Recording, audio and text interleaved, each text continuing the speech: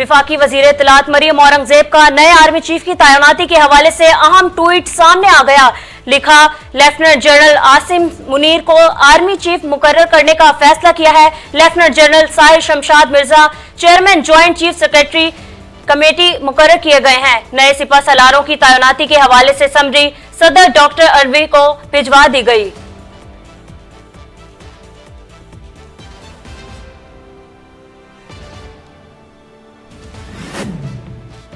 Army chief general Qamar Javed Bajwa का GHQ में यौम शोहदा की अलविदाई तकरीब पर खिताब और कहा कि हमारे जवान हर वक्त अपने वतन की दफा के लिए तैयार रहते हैं। अफवाज पाकिस्तान हमेशा मुल्क को कौम की खिदमत के लिए मसरूफ अमल रहती है। सियासत में फौज की मुदाखलत गैर आईनी है। फौज की क़यादत कभी भी मुल्की मफाद के खिलाफ नहीं जा सकती। हमने अज़्म किया कि फौज सियासत से दूर रहेगी।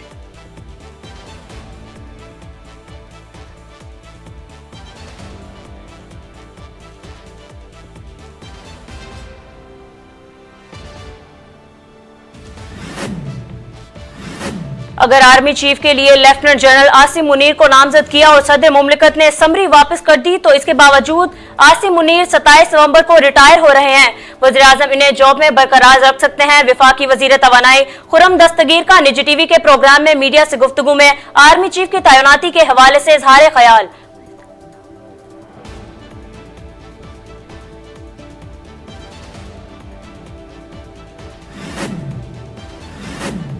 वज़ीर आज़म नए आर्मी चीफ के लिए लेफ्टिनेंट जनरल आसिम मुनीर को नामजद करते हैं तो ये गैर आईनी और गैर कानूनी होगा।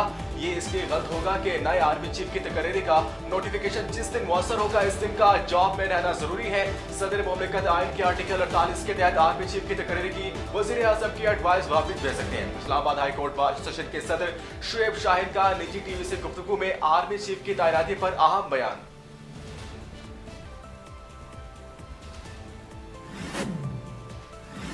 डाकुओं की बड़ी वारदात, फ्लोर मिल के अमले को यरगमाल बनाकर 3.5 लाख रुपए लूटकर जाए वक्फा से फरार। डाकू मलहका पोल्ट्री फार्म की छत से फ्लोर मिल से दाखिल हुए, जाते हुए मालिक का असलहा भी साथ ले गए। पुलिस का जाए वक्फा से फिंगरप्रिंट और दीगर शवाहिद लेकर तफ्तीश जारी।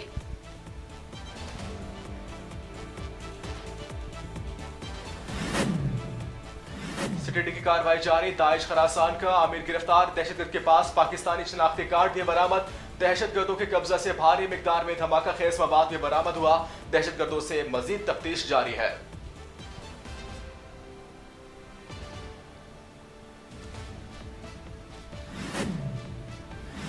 एहतजाजी मुजाहिरे पाकिस्तान और ईरान का अंदरूनी मामला है।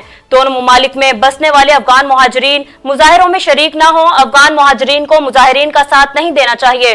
मुकामी लोगों के एहतजाज में शिरकत करके अफगान मुहाजिरीन ने अपने लिए मुश्किलात ना बढ़ाएं। अफगान वजारत बराए मुहाजिरीन की जानिब से बयान जारी कर दिया गया।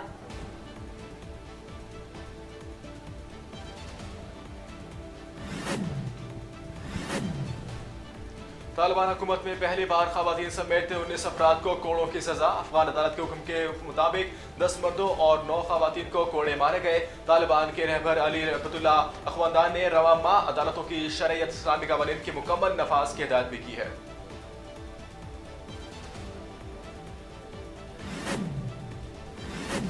तालीमी इदारों में मौसम सरमा की तातीलात से मुतल्लिक पंजाब हुकूमत का बड़ा इकदाम। रवां साल मौसम सरमा की छुट्टियों को 2 मुख्तलिफ फेज में तकसीम कर दिया गया। पंजाब के 24 अजला में 23 दिसंबर से 6 जनवरी तक छुट्टियां होंगी, जबकि 12 अजला में 3 जनवरी से 13 जनवरी तक छुट्टियां होंगी।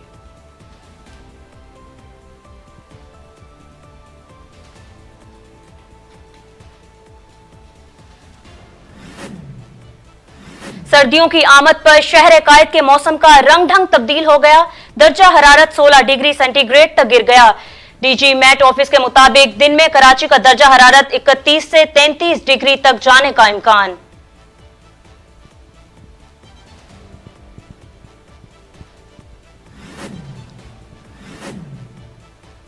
PSL 8 प्लेयर्स की ड्राफ्टिंग कब होगी, तारीख सामने आ गई। PSL के 8वें सीजन में प्लेयर्स की ड्राफ्टिंग 15 दिसंबर को कराची में मुनाकिद होगी। क्रिकेट बोर्ड की जानिब से जारी करदा एलामिया में बताया गया कि प्लेयर्स ड्राफ्ट की तारीख और मुकाम का फैसला तमाम फ्रेंचाइज की रजामंदी से किया गया, जबकि ड्राफ्ट के मुकाम का ऐलान बाद में किया जाएगा।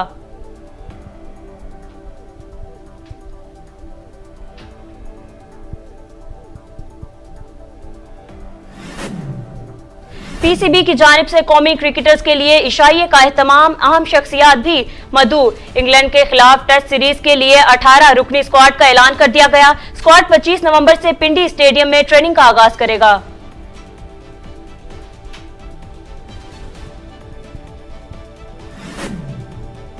नासा का खलाई मिशन कामयाब, चांद की 129 किलोमीटर के फासले से ली गई दिलकश तस्वीर शेयर कर दी।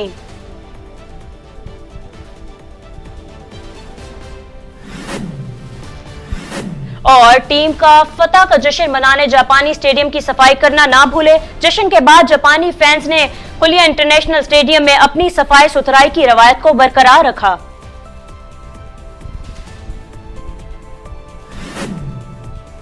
बिस्मिल्लाहिर्रहमानिर्रहीम, अस्सलाम वालेकुम। आप देख रहे हैं वाइस न्यूज और मैं हूं यासिर खान और मैं हूं खदीजा हफीज। हेडलाइंस आपने जानी। बुलेटिन का आगाज करें और आपको बताएं कि army chief general Qamar Javed Bajwa ने कहा है कि अपने खिलाफ जारहाना रवैये को दरगुजर करना चाहता हूं, लेकिन सब्र की भी एक हद होती है। रावलपिंडी में GHQ में यौम दफा शोहदा की तकरीब से खिताब करते हुए army chief general Qamar Javed Bajwa ने कहा कि शोहदा के लवाहिक को कभी तनहा नहीं छोड़ेंगे। फौज का सबसे पहला काम अपनी सरहदों का दिफा करना है। सानेहा मशरकी पाकिस्तान फौजी नहीं, सियासी नाकामी थी। फौज की कुर्बानी का अवाम ने एतराफ नहीं किया। दुनिया में सबसे ज्यादा इंसानी हकूक की पामाली भारतीय फौज करती है, लेकिन इसके अवाम से बहुत कम तनकीद का निशाना बनाते हैं। आर्मी चीफ ने कहा कि फौज का सबसे बड़ा काम अपनी सरहदों का दिफा करना है। फौज ने फरवरी में फैसला किया कि आइंदा फौज सियासत में मदाखलत नहीं करेगी। हम इस पर सख्ती से कारबंद हैं, मगर इस आईनी अमल का खैर मकदम करने के बजाय कई हलकों ने फौज को शदीद तनकीद का निशाना बनाकर बहुत नामुनासिब और गैर शाइस्ता जबान इस्तेमाल की। फौजी क़यादत कुछ भी कर सकती है, लेकिन मुल्की मफाद के खिलाफ कोई काम नहीं कर सकती। वफाकी वजीर तवानाई खुर्रम दस्तगीर का कहना है कि वजीर आजम को आसिम मुनीर को लगाना है तो वो रिटायरमेंट के बाद इनकी जॉब बरकरार रख सकते हैं। वफाकी वजीर तवानाई खुर्रम दस्तगीर का निजी टीवी से गुफ्तगू में कहना था कि सदर मुमलिकत कानूनी तौर पर आर्मी चीफ की तैनाती पर इमरान खान से मुशावरत नहीं कर सकते।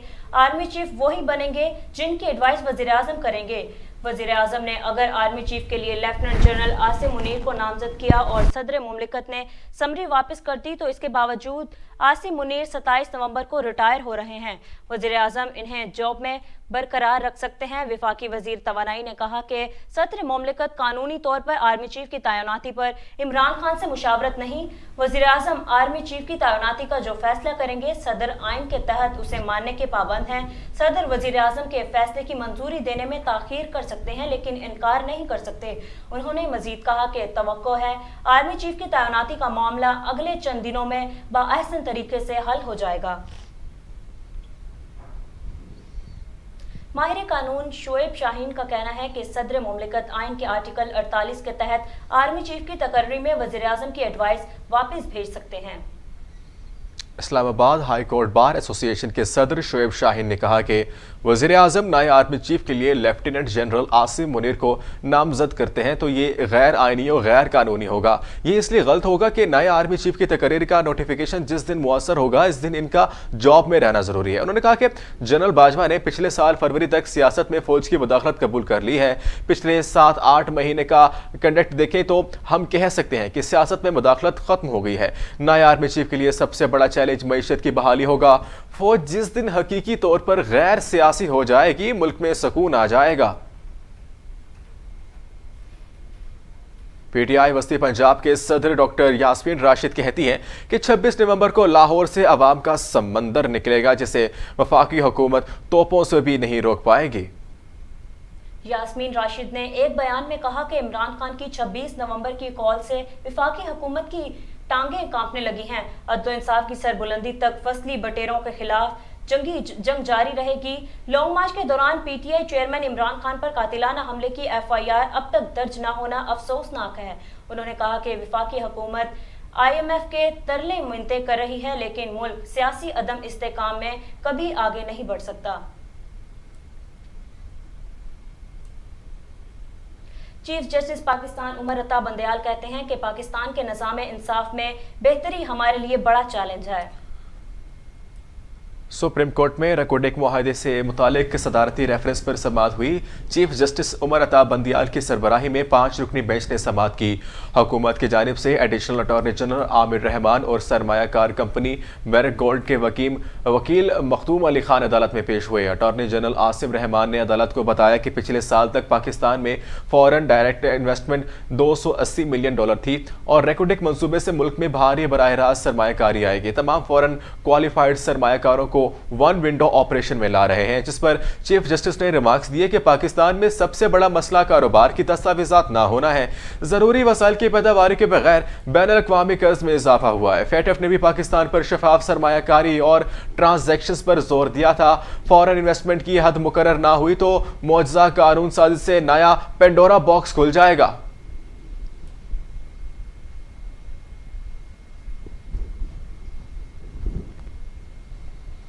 हुकूमत पाकिस्तान ने शहरियों को आसान इकसात पर स्मार्टफोन्स फराहम करने का नया प्रोग्राम मुतारिफ करवा दिया।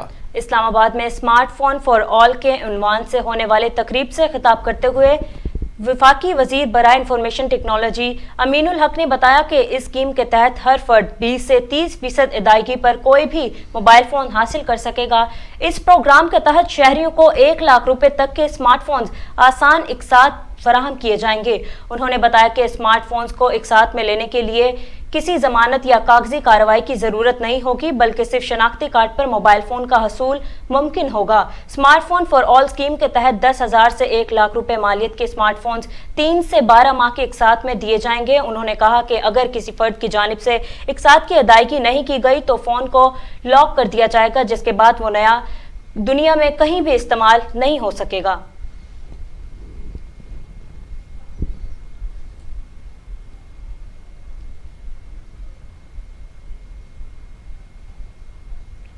वफाकी वजीर एहसन इकबाल ने कहा है कि तरक्की का अमल गुड गवर्नेंस से मशरूत है, जबकि सियासी इस्तेकाम और पॉलिसी का तसलसल तरक्की के लिए अव्वलीन शर्त है। वफाकी वजीर मनसूबाबंदी और तरक्की प्रोफेसर एहसन इकबाल की ज़ेर सदारत गुड गवर्नेंस और शफाफियत के मौजू पर आला सतही इजलास मुनक़िद हुआ। इजलास के दौरान वफाकी वजीर ने कहा कि गवर्नेंस में शफाफियत और मुतल्लिका अहम मसाइल को हल करने के लिए गवर्नेंस इनोवेशन लैब को कायम किया जा रहा है, जिसका मकसद आवाम को गवर्नेंस का हिस्सा बनाना और शफाफियत को फ़रोग देना है। शफाफियत निजी सरमायाकारी के फ़रोग में मदद देती है। किसी भी पॉलिसी से मतलूबा नताइज 8 से 10 साल में हासिल होना शुरू होते हैं। एहसन इकबाल ने कहा कि पाकिस्तान में 2013 से 18 तक ट्रांसपेरेंसी इंटरनेशनल के मुताबिक करप्शन में कमी वाक़या हुई है और 2022 में आलमी रैंकिंग के मुताबिक पाकिस्तान में करप्शन की सतह में इजाफा हुआ। ताहम वफाकी तरक्याती बजट में शफाफियत यकीनी बनाने के लिए एंटी करप्शन हॉटलाइन कायम की जाएगी।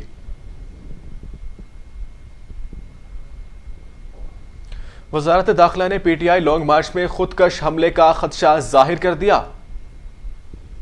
वजारत दाखिला की तरफ से PTI रहनुमा असद उमर को मरासला अरसाल किया गया, जिसमें मुल्क में हालिया दहशतगर्दी के वाकयात का हवाला देते हुए कहा गया कि इंतहा पसंद जमातें PTI के लॉन्ग मार्च पर दहशतगर्द हमला कर सकती हैं। खत में लिखा गया कि हमले में बैरूनी अनासर की जानिब से कार्रवाई का अंदेशा है। अवामी इज्तिमात को दहशतगर्दी का निशाना बनाया जा सकता है और खुदकुश हमला भी हो सकता है। वजारत दाखिला की तरफ से जारी मरासले में कहा गया कि हिफाजती इक़दामात के पेश नज़र पाकिस्तान तहरीक इंसाफ रावलपिंडी में अवामी इज्तिमा को मौखर करे।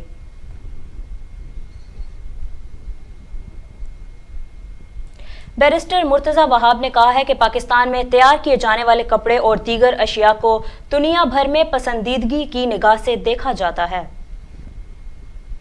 एडमिनिस्ट्रेटर कराची बैरिस्टर मुर्तज़ा वहाब ने टेक्सटाइल डिज़ाइनिंग के तीसरे शो के इफ्तिताह के मौके पर तकरीब से खिताब करते हुए पाकिस्तान की मुख्तलिफ यूनिवर्सिटीज़ टेक्सटाइल डिज़ाइनिंग में बाकायदा तालीम दे रही हैं, जिसमें मुल्की मसनूआत बरामद के तवसीम इम्कानात मौजूद है। पाकिस्तान टेक्सटाइल की मसनूआत को बैरून मुल्क बरामद के बड़े पैमाने पर ज़र मुबादला हासिल कर सकता है, जिसमें कंप्यूटराइज डिज़ाइनिंग ने इस शोबे में जिद्दत, वसात और टेक्नोलॉजी के इस्तेमाल के वसी मौके पैदा कर दिए हैं।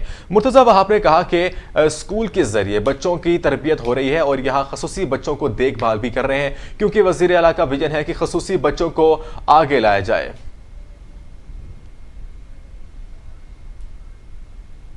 बलोचिस्तान में कस्टम एहलकारों की बड़ी कार्रवाई, 21 करोड़ रुपए मालियत के मोबाइल फोन्स को कब्जे में ले लिया। कस्टम हुकाम के मुताबिक कार्रवाई गवादर के साहिल पर की गई। मुलजिमान 21 करोड़ रुपए मालियत के 5,000 कीमती मोबाइल फोन्स को मुकामी मार्केट में बेचने के लिए लाए थे। बरामदशुदा मोबाइल फोन्स दुबई से लॉन्च के जरिए पाकिस्तान में स्मगल किए गए। स्मगल शुदा फोन्स को गाड़ी में लोड किया जा रहा था कि छापे के दौरान जब्त कर लिया गया, जबकि कार्रवाई के दौरान कोई गिरफ्तारी अमल में नहीं आई। ताहम गाड़ी के ड्राइवर से तफ्तीश जारी है। फीफा वर्ल्ड कप में जर्मनी की अपसेट शिकस्त का जश्न मनाने के बाद जापानी फैन ने स्टेडियम की सफाई सुथराई की रवायत को बरकरार रखा। फीफा वर्ल्ड कप में फेवरेट जर्मनी को जापान से गैर मुतवक्के शिकस्त का सामना करना पड़ा। जापान ने 4 बार वर्ल्ड चैंपियन रहने वाली जर्मनी को 2-1 शिकस्त दे दी, जिसका फैंस ने स्टेडियम में भरपूर जश्न मनाया। जश्न के बाद जापानी फैंस ने खलीफा इंटरनेशनल स्टेडियम में अपनी सफाई सुथराई की रवायत को बरकरार रखा। जापान के फैंस की स्टेडियम की सफाई सुथराई करने की रवायत मशहूर है। जापानी तमाशाइयों की स्टेडियम साफ करने की वीडियो वायरल हो चुकी है। 4 बरस कबल रूस में वर्ल्ड कप 2018 में बेल्जियम से अपनी टीम की शिकस्त के बावजूद जापानी तमाशाइयों ने स्टेडियम साफ करके तवज्जो समेटी थी।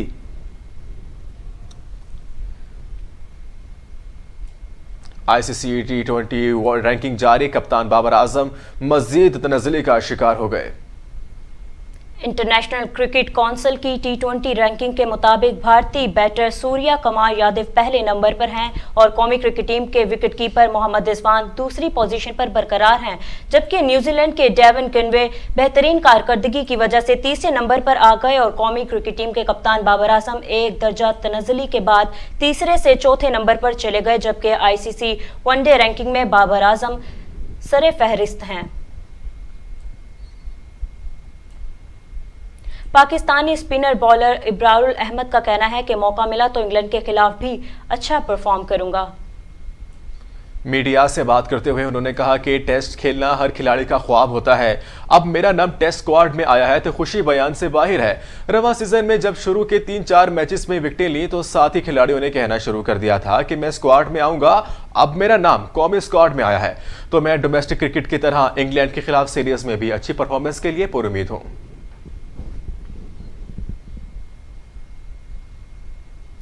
सक्करनुमा ज्ञानी हरप्रीत सिंह की मोदी हुकूमत को वार्निंग, सिखों की नस्ल कशी का सिलसिला बंद किया जाए। श्री अकाल तख्त साहब के जत्थादार ज्ञानी हरप्रीत सिंह ने वीडियो बयान में कहा कि सिखों की नस्ल कशी को गोल्डन टेम्पल पर हमले की धमकियां नाकाबिले बर्दाश्त हैं। बीजेपी की हुकूमत की जानिब से सिखों की नस्ल कशी और इम्तियाजी सलूक का सिलसिला बंद होना चाहिए। उन्होंने कहा कि भारत में अगर हिंदुओं की तरफ से हिंदू रियासत के क़याम का मुतालबा गलत नहीं तो फिर सिखों की तरफ से खालिस्तान का मुतालबा कैसे गलत हो सकता है। ज्ञानी हरप्रीत सिंह ने कहा कि गुज़िश्ता कुछ अरसे से भारतीय पंजाब में सोशल मीडिया पर सिखों के खिलाफ नफरत पैदा की जा रही है। सरेआम सिखों पर नस्ल कशी और गोल्डन टेम्पल पर दोबारा हमले की धमकियां दी जा रही हैं, जिससे सिख कौम के अंदर शदीद तशवीश और गमो गुस्सा पाया जा रहा है। इस बारे में मोदी सरकार खामोश तमाशाई बने हुए हैं। इस सिख कौम और इस सूरत हाल बर्दाश्त नहीं करेंगे। भारत में 2 कवानीन हैं, एक सिखों और मुसलमानों और दूसरे हिंदुओं के लिए। अगर मुल्क में 2 कानून हैं तो फिर मुल्क मुत्तहिद कैसे रह सकता है।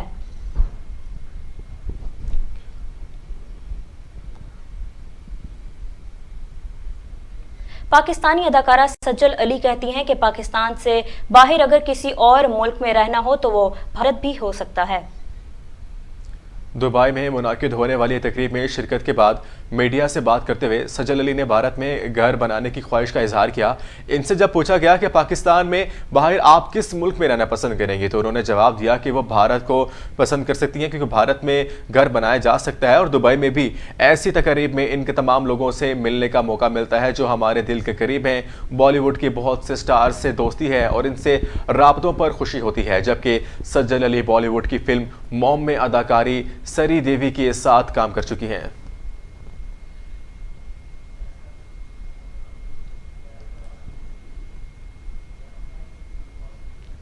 तालिबान हुकूमत में पहली बार अदालत की जानिब से खवातीन समेत 19 अफराद को कोड़ों की सजा दी गई।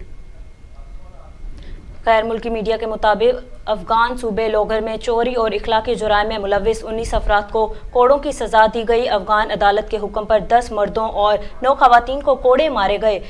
तालिबान हुकूमत में पहली बार किसी अदालत ने कोड़ों की सजा सुनाई, ताहम कोड़ों की सजा सरेआम नहीं दी गई। तालिबान के रहबर आला हैबतुल्लाह ने रवा माह अदालतों को शरई इस्लामी कवानीन के मुकम्मल नफाज की हिदायत की है।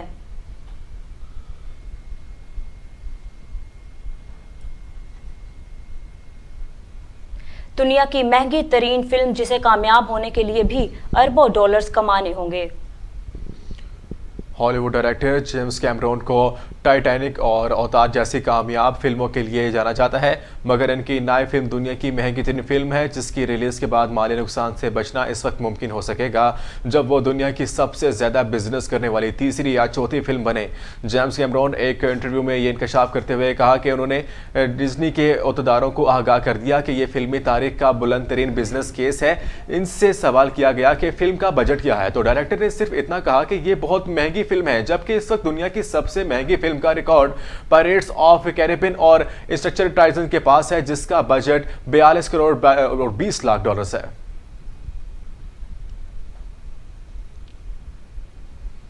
कुरान करीम की नन्ही मालूमा की वीडियो सोशल मीडिया पर वायरल। नन्ही मालूमा वीडियो पर बच्चों की गलतियों की तस्दीक करके दिखाई गई है। वायरल वीडियो में वाज़ेह तौर पर देखा जा सकता है कि एक 4 साल की नन्ही बच्ची यकीनी तौर पर अपने भाई की तलावत सुन रही है और गलतियों की सही भी करती है। वीडियो में सुना जा सकता है कि एक बच्चा कुरान की सूरह बल्द की तलावत कर रहा है और इसकी तलावत के दौरान अल्फाज में इजाफा तो कहीं अल्फाज में कमी करता है, जिस पर वीडियो में नजर आने वाली नन्ही मुअल्लिमा एक मुस्तनिद कारिया और उस्ताद की तरह ना सिर्फ तलावत करने वाले बच्चों को हाथ के इशारे से रोकती है बल्कि तलावत करके उसकी गलती की इस्लाह भी करती है। जबकि इस वीडियो को हजारों अफराद की जानिब से देखा और शेयर किया जा चुका है।